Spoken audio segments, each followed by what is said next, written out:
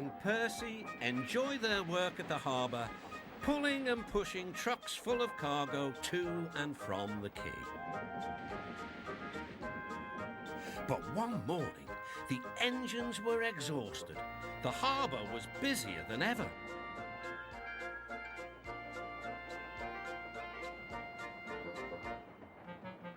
The Fat Controller promised that another engine would be found to help them. "Huh, it's about time," said Percy.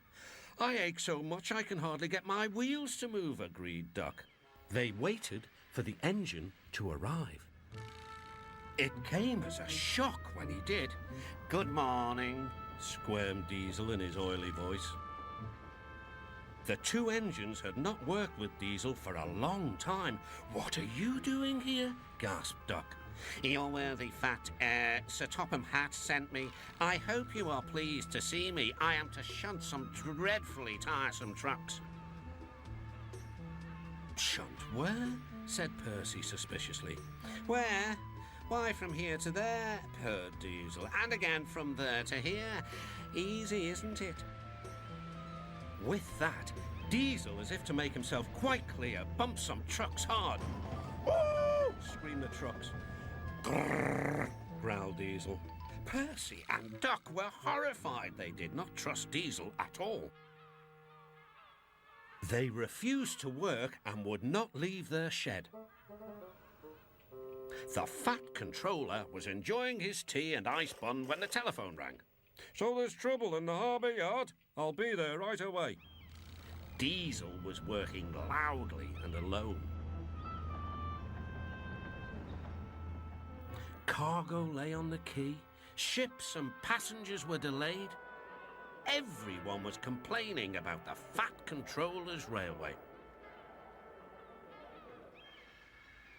Percy and Duck were sulking in their shed. "What's all this?" demanded the Fat Controller.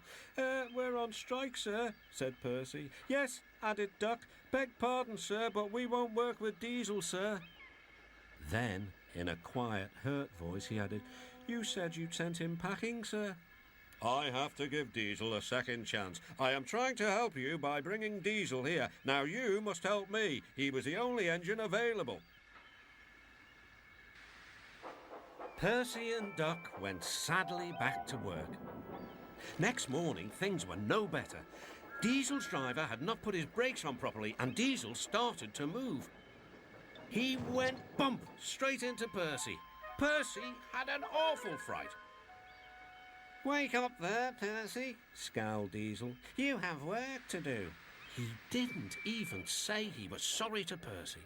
Later, Diesel bumped the truck so hard that the loads went everywhere.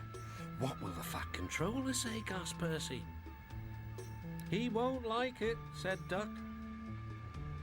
"So who's going to tell him, I wonder?" said Diesel. "Two little goody-goody telltales like you, I suppose." Percy and Duck did not want to be telltales, so they said nothing.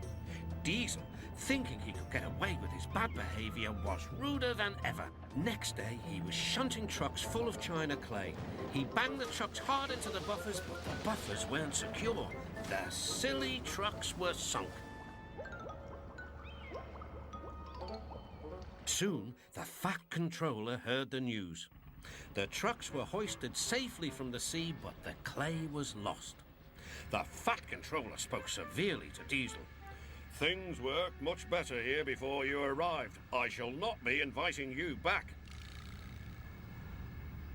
Now, Duck and Percy, I hope you won't mind having to handle the work by yourselves again." "Oh, no, sir. Yes, please, sir," replied the engines. Whistling cheerfully, they puffed back to work, while Diesel sulked slowly away.